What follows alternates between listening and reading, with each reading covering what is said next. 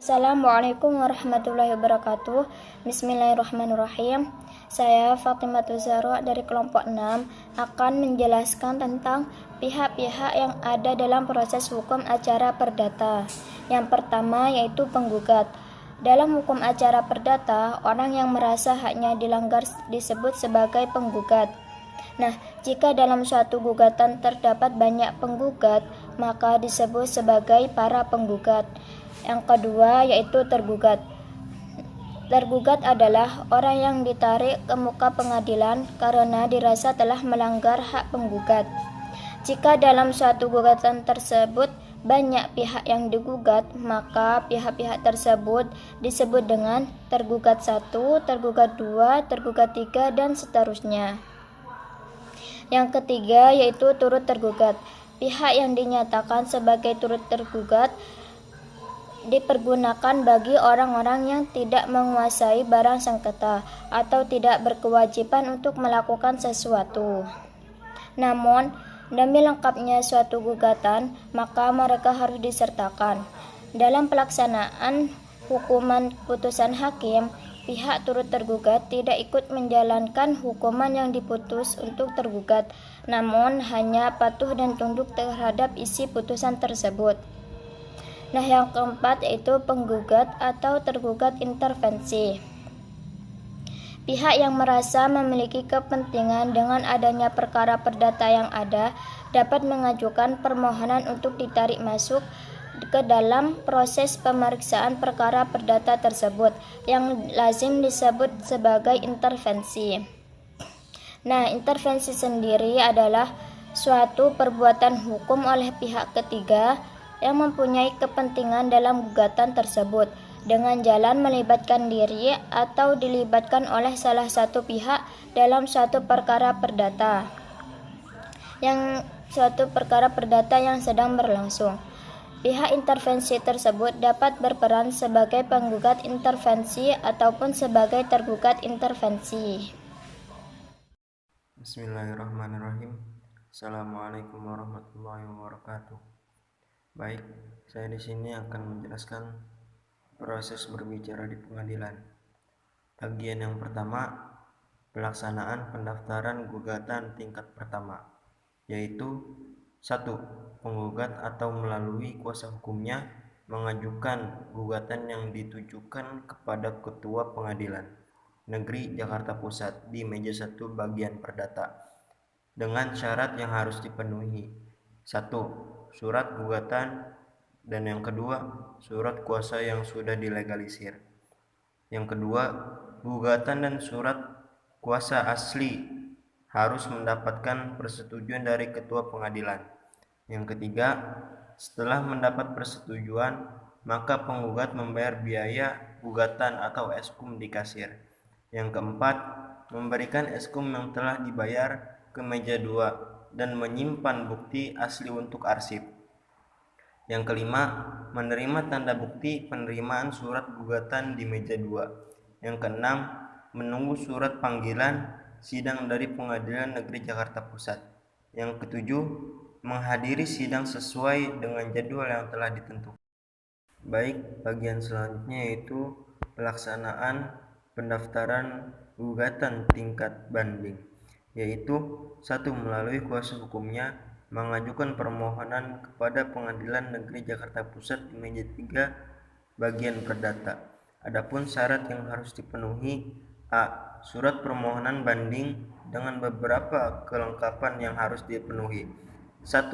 Surat permohonan banding. 2. Surat kuasa yang harus dilegalisir.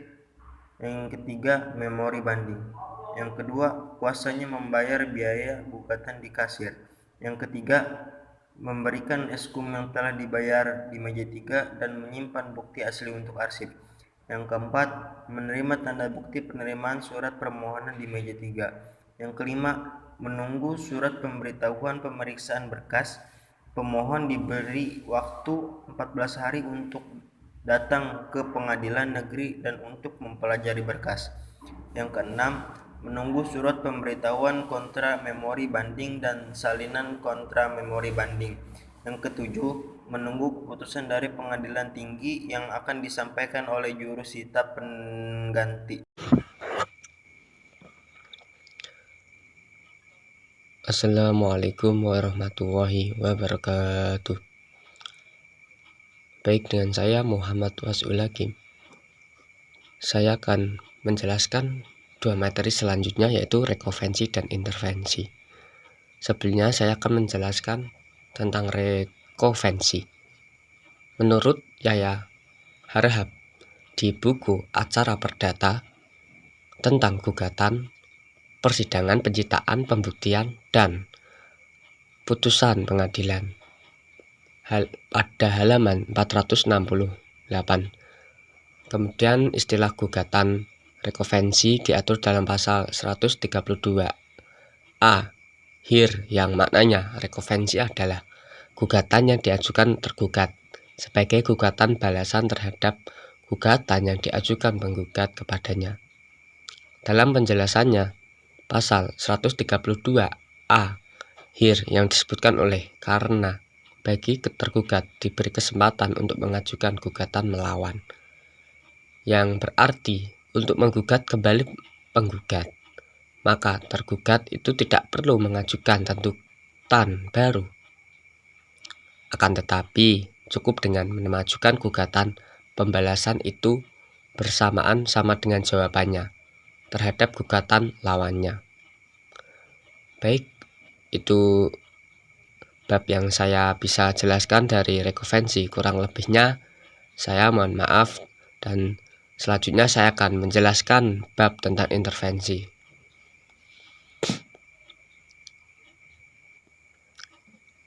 Baik, materi selanjutnya adalah intervensi.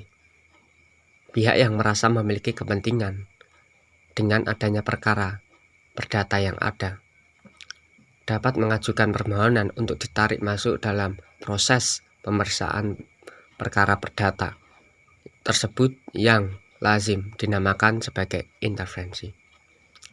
Intervensi adalah suatu perbuatan hukum oleh pihak ketiga yang mempunyai kepentingan dalam gugatan tersebut, dengan dijelaskan melibatkan diri atau dilibatkan oleh salah pihak dalam suatu perkara perdata yang sedang berlangsung.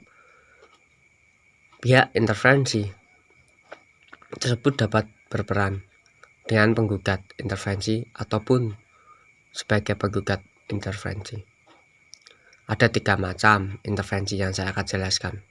Kurang lebihnya seperti menyertai, menengah, dan ditarik sebagai penjamin.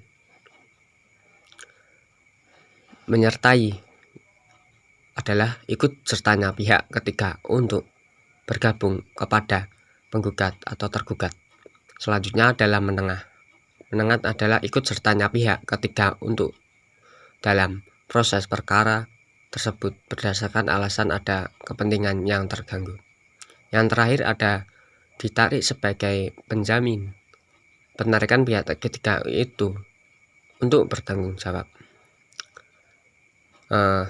Baik, itu yang saya bisa jelaskan dan saya sampaikan. Kurang lebihnya saya mohon maaf. Wassalamualaikum warahmatullahi wabarakatuh. Assalamualaikum warahmatullahi wabarakatuh. Saya akan melanjutkan 2 materi akhir dari kelompok kami. Yang pertama, saya akan menerangkan tentang prodeo, dan selanjutnya saya akan menerangkan pengertian tentang pembuktian. Yang pertama, prodeo. Prodeo adalah proses hukum atau perkara dari pro bono. Pembiayaan prodeo akan dibiayai oleh negara melalui anggaran Mahkamah Agung Republik Indonesia.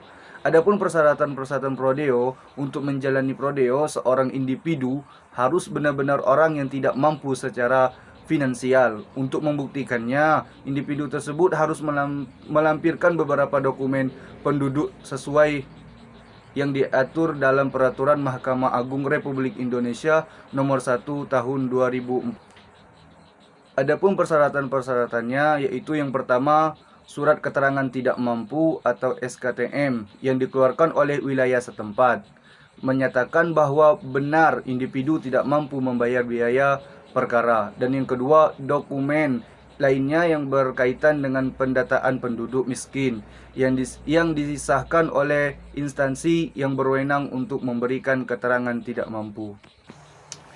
Adapun di Indonesia, salah satu lembaga non-profit yang membantu pelaksanaan pro bono adalah Lembaga Bantuan Hukum.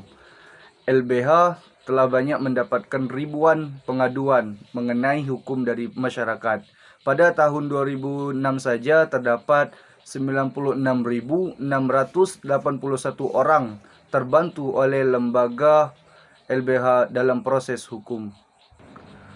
Selanjutnya tentang pembuktian. Hukum merupakan suatu proses pembentukan substansi atau hakikat. Adanya fakta-fakta yang diperoleh melalui ukuran yang layak dengan pikiran yang logis terhadap fakta pada masa lalu yang tidak terang menjadi fakta yang terang dalam hubungannya di dalam perkara pidana. Hukum pembuktian pada dasarnya merupakan ketentuan yang mengatur mengenai proses pembuktian. Menurut R. Subekti, yang dimaksud dengan pembuktian adalah meyakinkan hakim tentang kebenaran dalil-dalil yang dikemukakan dalam suatu perkara.